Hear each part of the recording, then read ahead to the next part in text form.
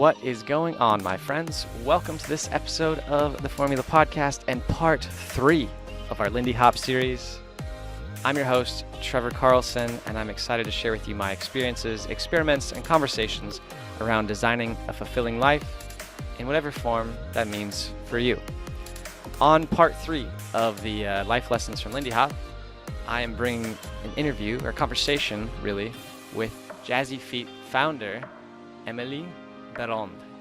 I'm really pumped to share this interview with you. I had the opportunity of meeting Amélie in Bucharest at the Bienvember Swing Fever Festival, and this was one of the most fun events I've ever been to. I've made friends at this event that I've danced with all over the world since then, and the hospitality of the hosts, the Boozy Cats, and the organizers from Romania was just unbelievable. So not only is Amélie an amazing instructor, she also runs her own business, Swivells, a company that makes dance shoes for women around the world. In this episode, we're going to discuss Lindy Hop, of course, what you can learn from dancing, her experiences dancing all over the world, and what she's learned from growing her business. Now, let's hear a quick word from our sponsors, then let's hop right along to the episode.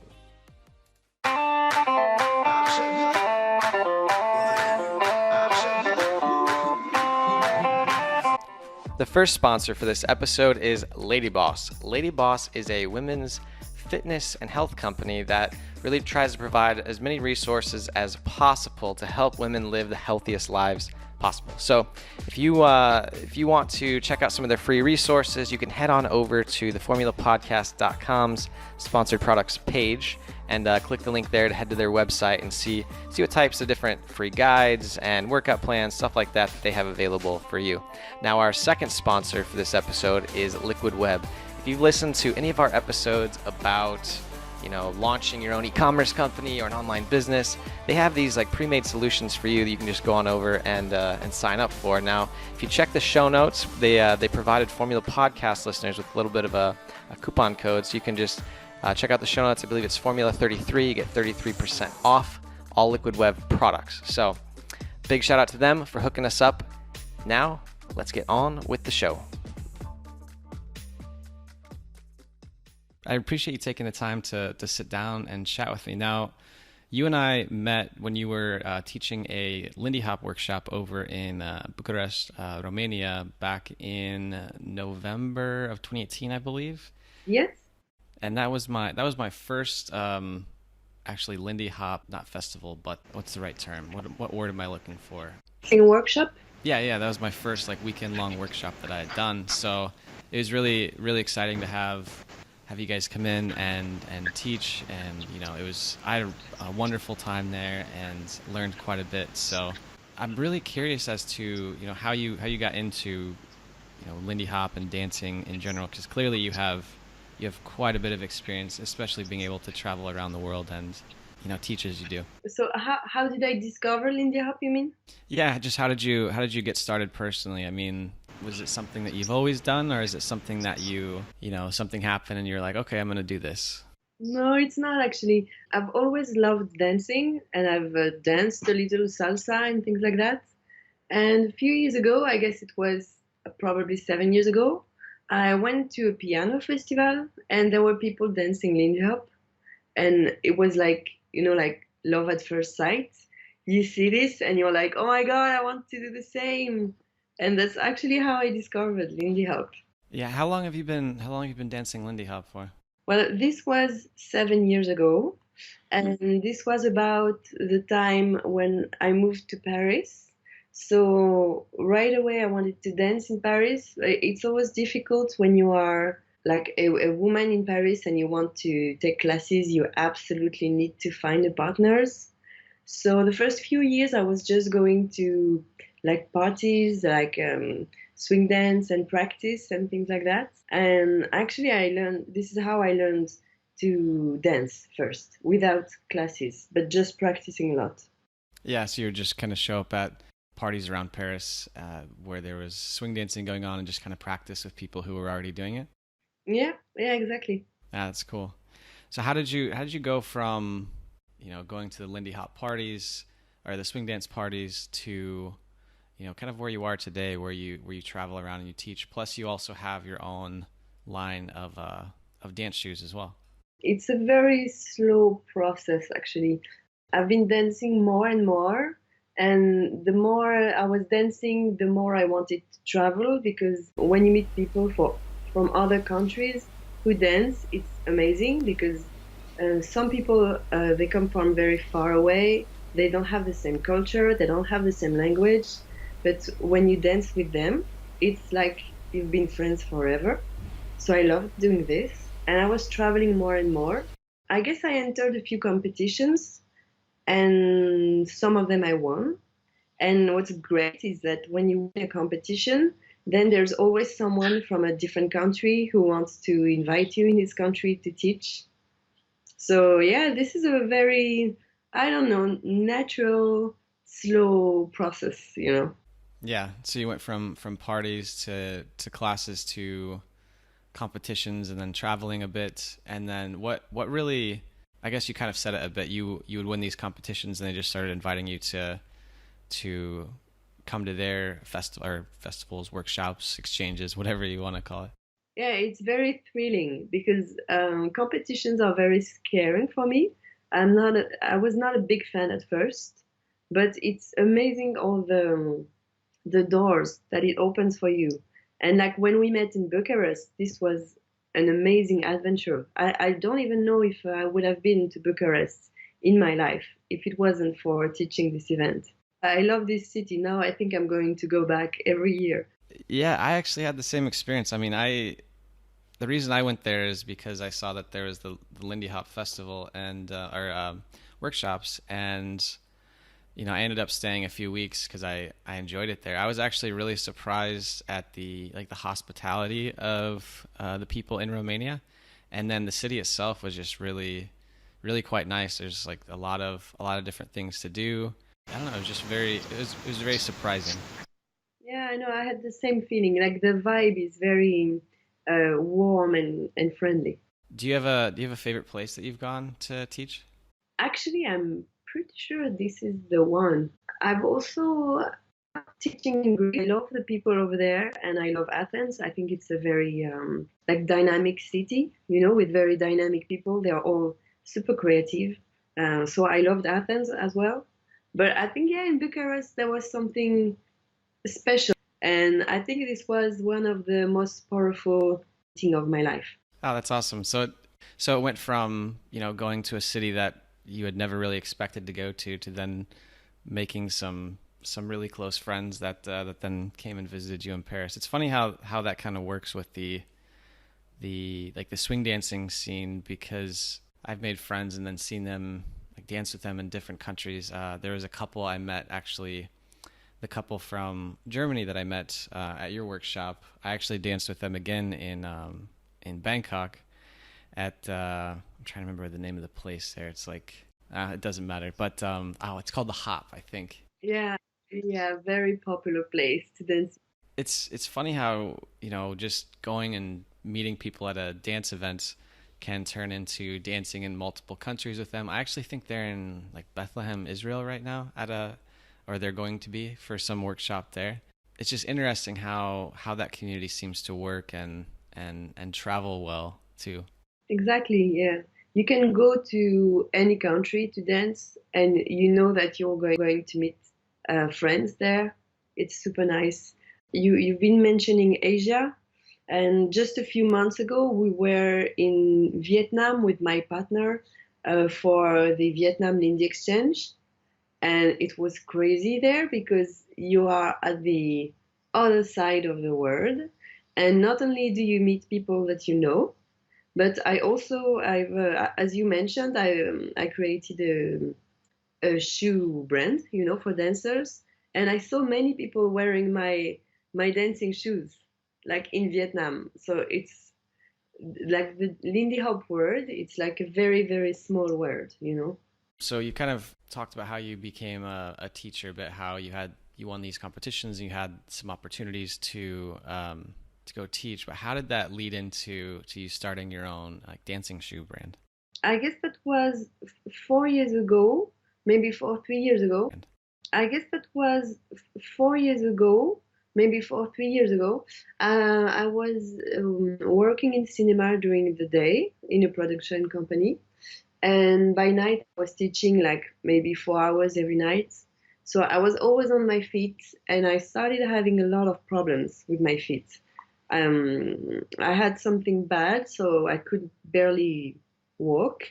And I have an amazing podiatrist. I don't know if I pronounce the word nice. It's podiatrist, right? And she's also a dancer, and she talked to me about what kind of shoes you're supposed to wear, what is comfortable and what is not really comfortable. Just like that, I kind of realized that if I wanted to have shoes that were both super comfortable and super stylish, I had to make them myself. So that's how I created the brand. And how long have you been doing that for? I've been selling for a year, and I guess it took me a year and a half to like find the factory and create the prototypes. Did everything go pretty smoothly in that process, or was it something where, it was kind of also another learning experience for you? Oh my God, that is a learning experience. That is very complicated. I was never really an entrepreneur, you know. Like I had a very good work, and I guess I could have kept that work also. It was a crazy experience for me to start this shoe brand, and it was not smooth at all because I had to learn everything like on the job. It's also very complicated when you are a woman in this kind of in the fashion world. Actually, weirdly, it's hard to be a woman. So yeah, it took me to try to understand the logic and like how everything works. But now it's actually much better right now. I understand everything, I guess. It's just more a process of getting the word out and getting everyone to find out. And what's the name of the brand of shoes? The name is Swivells. Swivells, it's actually a Lindy Hop step. It's a variation that you can decide to do if you want. And it's super nice. It engaged your hips and your feet.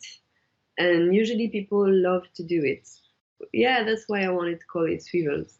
It seems to make sense. It's kind of a play on something, on the Lindy Hop dance floor, and it sounds like you've had a lot of success with women dancers around the world. Yeah, it's very, I don't know how to say this, but like word of mouth. Is it the correct expression? Mm-hmm. Yep, that's correct. Word of mouth was very, very effective.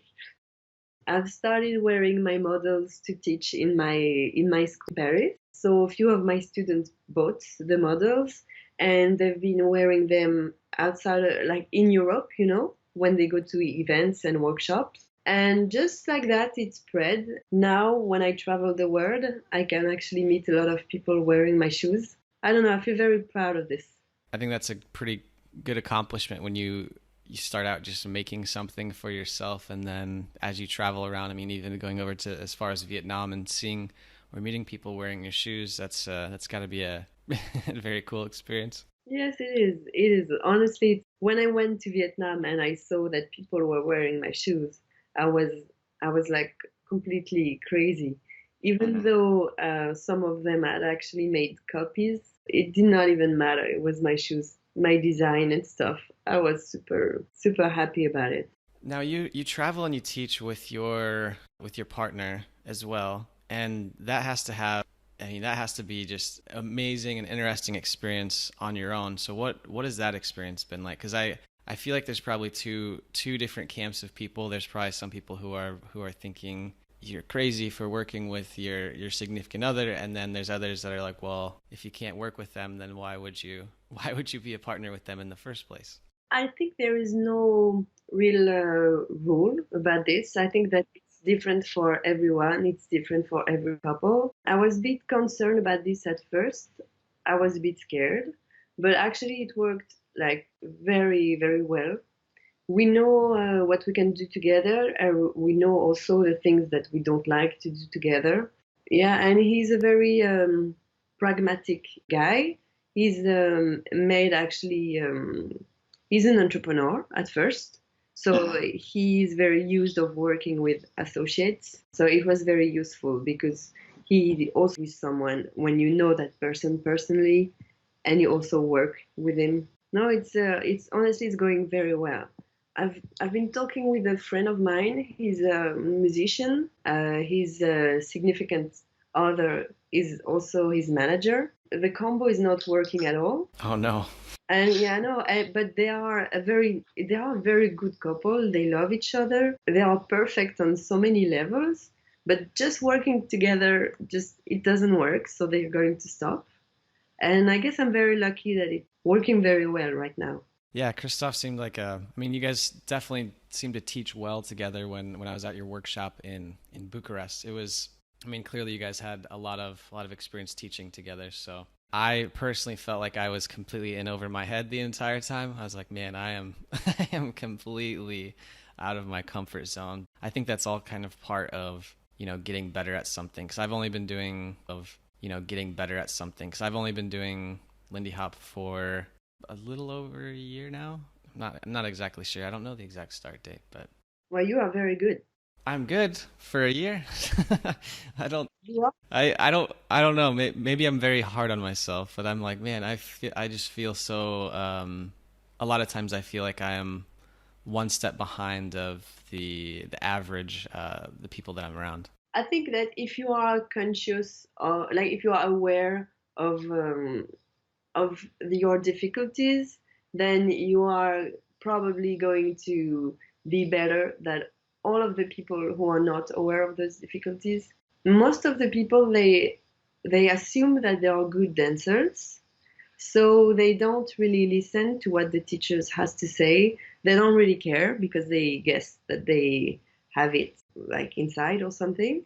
And when you are aware that you have how you get really better. Are there other common, I don't know if I want to use the word mistakes or maybe challenges that new dancers face that you see quite often when you're teaching these workshops? I guess the most common mistake that I see is people who think that they are dancing alone. You know, this is a dance that you are supposed to dance with a partner, and you're not supposed just to lead or just to follow the dance. You have to really connect with the person you are dancing with and be aware of this person and his connection and the way that he moves. Yeah, and I think like now a lot of people are watching themselves dancing. Is it the correct way of saying this? Yeah, Like, yeah. yeah, they're kind of just they're just there for themselves. They're not really paying attention to their partner. Is that what you're? Is it the correct way of saying this? Yeah, Like, yeah. yeah, they're kind of just they're just there for themselves. They're not really paying attention to their partner. Is that what you're trying to say? Exactly, exactly. Yeah, and I think that this is the biggest problem today. When you think about today's culture where everyone wants like the perfect photo of them doing whatever it is that they're doing, it kind of makes sense. How do you work with someone to realize that they're dancing? It's not a solo show, it's a partner dance, and there has to be some type of connection with the partner. How do you work with them to kind of understand that and maybe improve on that connection with their dance partner? The best thing that we can do is say it and say it a lot. But some people will never listen to it. Actually, the people we have the most effect on are the people that we have every week, like for a year. If we have someone every week for a year, we know that we can make that person change a lot in his dancing. But if we have someone just in a workshop, it's really difficult. You can explain to that person how you think dance should be, and but sometimes those people don't really listen. They don't really care because, as you say, today people want to. They are looking at themselves. They want to be beautiful. They want to dance good, and they don't really matter about the partner they are dancing with. And that's really sad too, because just in my experience, when you hit that point with someone that I mean, on the first dance, it's for me at least. I don't know if it's the same for everyone. It's really difficult for me to necessarily have that like a ton of chemistry or rapport with that person, and it's usually after dancing with them a few times that I don't know, really starts. Yeah, Yeah, that's true. That's true. It's too bad that people have that challenge because it's you almost build a level of trust with your dance partner, right? Yeah, totally. Yeah, absolutely. And it's funny because sometimes you have dance partners with needs to work on this, as you're saying, and sometimes it's like love at first sight. You just do one step and you connect with that person right away. And this is what is absolutely magic in Lindy Hop dancing. I really really love this sensation. As far as Lindy Hop and dancing goes, what effects do you think that practicing Lindy Hop for the last 7 years and becoming a teacher have had on your life? Oh, I think that I don't know if I can say this well in English, but it really helped me like open my horizon. I guess I was not traveling a lot before. I was a bit in a bubble, and now that I'm traveling a lot and that I'm meeting maybe 100 people every weekend, and that I've learned how to love those 100 people, it made me more open to other people and more generous. I really, really want to travel more, and I want to meet more people. And yeah, I guess now I really love people, and I'm sure that dancing is the reason for this. I couldn't agree more on the just getting out and meeting tons of different people. I guess I'm a part of a few other communities, and I don't really see the same effects that being a dancer, being part of like the swing dancing or Lindy Hop community has, because I feel like it attracts a special type of person that really likes being around other people. I don't think that you can like dancing if you don't like people. Right. It's not. Yeah, I don't think it can work. Yeah, I've met a lot of absolutely amazing people in my life. Most of them was thanks to dancing. There is something when you dance with someone. Some people say like it's like having sex with someone, or it's like sharing something very deep and personal with one person for like 3 minutes. And I really feel it. It's an amazing connection that you can find in dancing. Mm. Yeah. And I don't think I find it in any other dances actually. Other than swing dancing and Lindy Hop. Yeah, I've been dancing. I don't know, maybe it was not the same level, but I've been dancing salsa. I've been dancing like rock and roll and things like that. And I never found the same passion. I did salsa as well for about 2 years, and I mean I enjoyed it. It was fun, but it's I guess it's kind of hard for me to judge as well because I feel like that my experience in salsa probably led over to maybe I enjoy it a ton though. I don't really do a ton of salsa anymore because I'm always looking for swing events. I mean even here in Croatia I've been googling. I'm like there has to be some swing dance parties or classes or something going on somewhere. So it's I guess if I went back and practiced it again, maybe I would have the same experience because I'm a more of a experienced dancer, and not just from the steps perspective, but I'm speaking from my own personal experience, but getting more comfortable with myself on the dance floor, like realizing that sometimes I probably look ridiculous or I'm going to miss a few steps here and there. So I feel like that plays a big role too. So maybe yeah, I don't know. It's hard to say whether, the comfort level comes first or if it's like the style of dance. I don't know. I don't know how to answer that. No, it's no answer necessary. Just more of I don't think I have the answer either.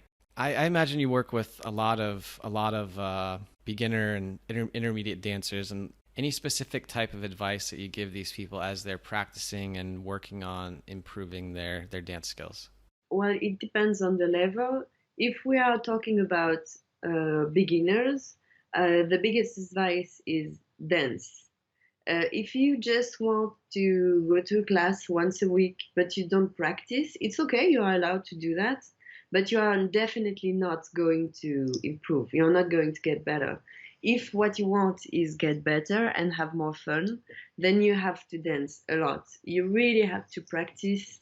You have to listen to the music because swing music is very, it's made a certain way and you have to understand the way that it works. So, yeah, practice, practice, practice. And as for intermediates, I guess intermediates, the most important to be open to new style because sometimes intermediate they find someone that they like a teacher, and they are going to copy that person. And what you want to find in Lindy Hop is your own style. And to do so, I think that you have to try many teachers. You have to go to different events. You have to travel if you can afford it, because of course it's super expensive. Or you can watch videos on YouTube, but just look everywhere to try to get something of your own. This is probably my biggest advice. I think the getting out and actually doing it is a big part of it because it can be a little intimidating when you first get started to Super intimidating. Yeah, it's super scaring. Yeah. yeah. Yeah, all the students they say the same thing. They say, "Okay, I can go to like a party, but I don't want because I'm so afraid that someone might say no, or that they might get bored or something." But you should always go dance and invite a lot of people. No one can honestly be bored in dancing. That's not possible, even if you're a beginner. You always have something to practice. That's a good point. Oh man, I can think of earlier on in when I first started dancing, especially when I mean a lot of these things I go to alone, especially in different countries where a lot of the times I've been one of the only Americans, or like I was the only one of the only ones with English as my first language.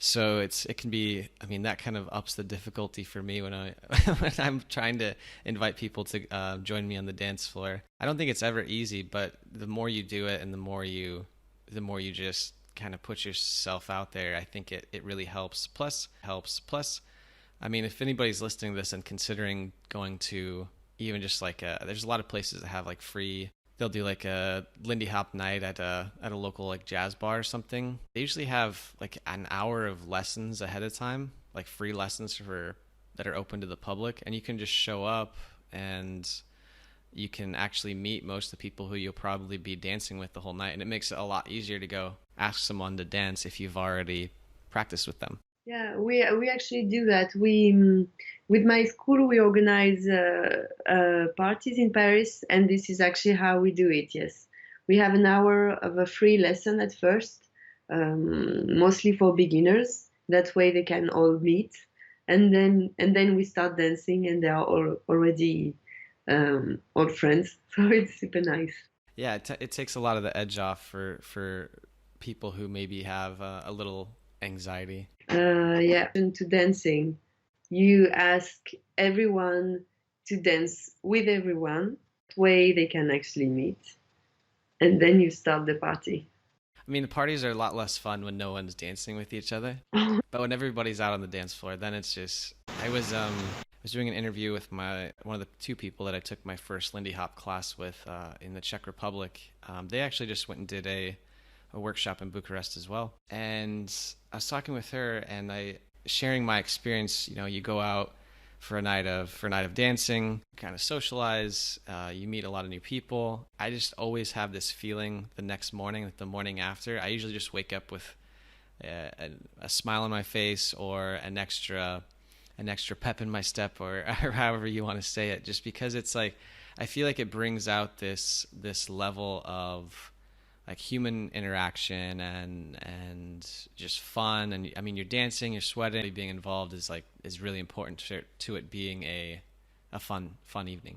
Yeah, this is a dance that is really full of joy. I guess that's what makes it kind of different from like tango or other dances. It was created during the segregation when African American were not allowed to go to the white people parties, so they had to create their own parties.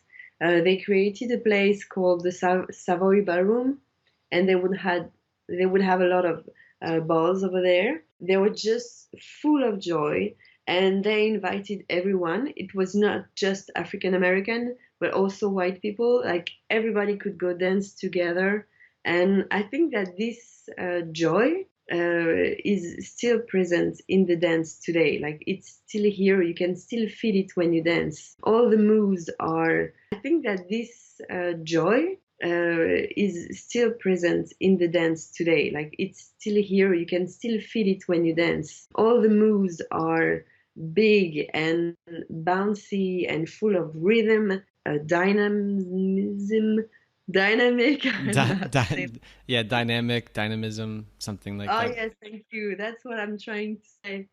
Anyway, yeah, you can still feel it today, and that's what makes this dance so special. It definitely is a dance of joy, like you said. I don't know, it's hard to do it and just have a frown on your face the entire time, you know? Yeah, I don't think you can do it. Yeah, I feel pretty ridiculous. So to all those people out there that are listening to this and they're thinking, this actually sounds like something I want to try or do. If you had to give them three pieces of advice or encouragement to get out there and start dancing and start learning, I have to find three. if you can, I mean, if you want to do two, that's fine. But I figured three was a good number. Can I say do it, do it, do it? Yes, that's one. So the first advice would be find a place and a community to dance. And this is actually quite easy now. You just have to go on Facebook and you type the name of your city and you add swing or you add Lindy Hop. They are dancing. There is dancing now everywhere in the world, even in Bali. Like if you want to dance in Bali, you can actually find a swing dance community there. The second thing would be listen to the music because swing music is very, very important. It's a big part of the dancing. And if you don't like the music, then you're not going to like the dancing. So, yeah, listen a lot of the swing music. And the third thing would be never be afraid of your flaws and mistakes. It's actually okay. We've all been bad dancers at first. It's not a problem, it's not a competition. We all bad dancers, and then you have to improve. Yeah, never be sorry for being a beginner. I think that's really good advice, and that's the last one is something I probably could be better at because when I'm dancing with someone and I realize that I've made a mistake or I completely broke the rhythm, I'm always like, my bad, oops, and then they're like, no, it's fine. And I'm like, you know. It's never a problem. Sometimes you get into this like flow state where you're in rhythm, everything is going fine, and other times, at least since I feel like I'm still a beginner, you hit this moment where nothing seems to fall into place and you're taking the wrong steps at the wrong moment, or you run into your partner and you're just like, oh man, can I take a break? Can I take a time out? Some musics are more difficult than others. Sometimes you can go with the flow and you understand how the music works. And sometimes I don't know, like you're offbeat or something and you can't really understand the music or yeah, it's natural. It's the same for everybody. That's an important lesson too. I think is just remembering that everybody's had to go through the same thing at some point in time. Yeah, exactly. We've talked about your beginnings with swing dance, your teaching, your shoes. I guess I have two final questions, and then we'll wrap this up. What's next for you? I mean, you're traveling all over the world teaching. You've got a successful line of shoes. What are you gonna do next? Think I'm still going to enjoy this for a while. This summer, I'm going to teach to Estonia and then I'm going to teach to in Italy. So I really enjoy it. I know that it's not going to last because my body is not going to follow me all my life. So I want to enjoy this as much as I can. And as far as the shoes are concerned, it's amazing for me to see how well it's working, and I really want to take this to the next level now. I have a lot of dancers wearing my shoes, and now I really, really want to expand to non-dancers.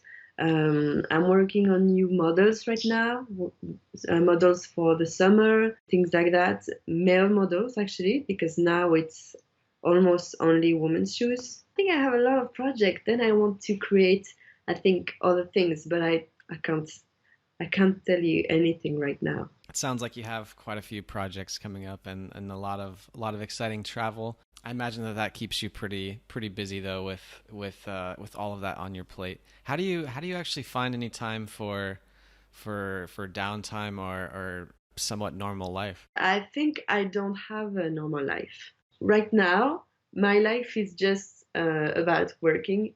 I know that this is just a moment of my life, and someday it's going to be easier and I'm going to have more time for myself. But I really, really do not complain because I love what I do. I'm super happy to work all the time. Yeah, this is really not a problem for me, actually. Yeah, so it sounds like you're doing what you love, so it's not really like there. I mean, it is your life. Yeah, I guess this is, yeah, I could almost say that this is how I relax, I work and this is super fun. That's awesome. I think that's what everyone hopes to strive for. So congratulations on building a life that allows you to do that. Okay, so I lied. I have one other question now, and that's, since you've been able to design this life, whether intentionally or unintentionally, as I said, a lot of people would love to be in your shoes, metaphorically. But how would you recommend somebody? Maybe it's dancing, maybe it's writing, maybe it's painting. How would you recommend somebody kind of follow in the same type of footsteps that you've done in designing your life? I guess what I'm looking for is, was this something that you did intentionally, or is it something where you said, I really like this, I enjoy this, I'm just going to go with this feeling and see where it takes me? I guess I've always kind of wanted to do it, but I was always afraid of all of the downsides because there are a lot of downsides. Like, I basically have no money, I have no security. As I was saying, I work all the time. I think you have to get to the point where you actually accept that, where you say, okay, this is how it works. This is going to be super difficult. This is going to be a lot of hustle and very hard work, and I'm not going to get. This is how it works. This is going to be super difficult. This is going to be a lot of hustle and very hard work, and I'm not going to get super rich right away because this is absolutely not how it works. You've actually made peace with this. You can go for it finally, and there is nothing stopping you. Yeah, I guess that's the only advice that I can think of right now. If I can summarize, it's really knowing what you want and accepting the challenges, whatever they may be, along the way. The only thing that could stop you is if you are too aware of what people think and what people say, because your parents, your friends, your teachers, they might all tell you that this is crazy, that this is not serious, that you can do it. But if you decide that it's okay, that you are going to live with just a few money for a while and all the time, if you accept it, then it gets actually really easy. Don't listen to what everyone else says. Accept your kind of that this is how it has to be for you to get to build the life that you want, and then just get to work. Yeah, be aware of the difficulties and accept them. Last question, and then we'll wrap this up. If anybody wants to, let's say they want to find your shoes or maybe attend one of your upcoming workshops, anything like that, how would they find more information? So I guess for the shoes, the best way is to visit the website or the Instagram or the Facebook page or anything. The website is called Swivells.com. It's SWIVELLS.com. Then you can also go check the Instagram. It's Swivells.shoes, and you can go see the Facebook page. And there's a lot of information on the internet right now. I think that basically Lindy Hop shoes or swing dance shoes on Google, you can find my shoes right away. And about the workshops, you just have to look for my name. It's Amélie Barrande.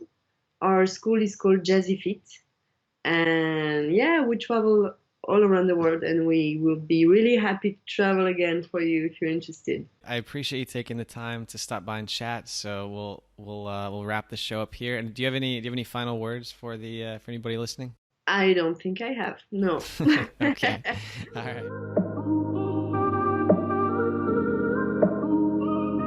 Well, folks, that is a wrap for this week's show and our 3-part series on the life lessons learned from Lindy Hop.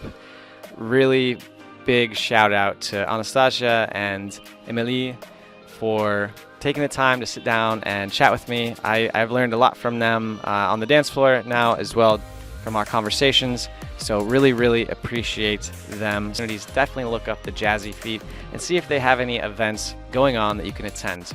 Also, if you are one of the women listeners out there that is into swing dancing or Lindy Hop, check out Emily's shoes, Swivells. The link is down in the show notes, so go ahead and check those out. I've heard raving reviews from everyone that I've talked to. I don't wear women's shoes, so I can't tell you for sure, but everyone else that's worn them seems to really like them. This has just been an awesome experience chatting with those two and sharing my lessons. It's been a big life-changing thing for me, just doing the dance, different types of social dance, and getting to really put myself out there over and over again, learning to be humble quite a bit, humbled many times, I'm sure, in the future. If I can ask you a quick favor, if you could take maybe 3 to 5 minutes out of your day, head on over to whatever podcast app you're listening to, iTunes, Stitcher, whatever it is, and leave us a little review. It really helps people like you find us, and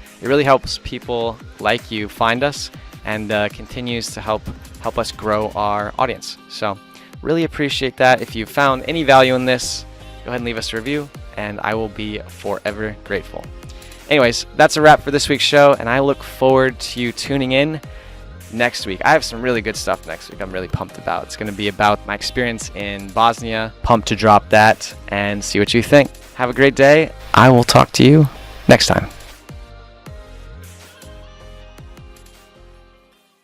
And see what you think. Have a great day. I will talk to you next time.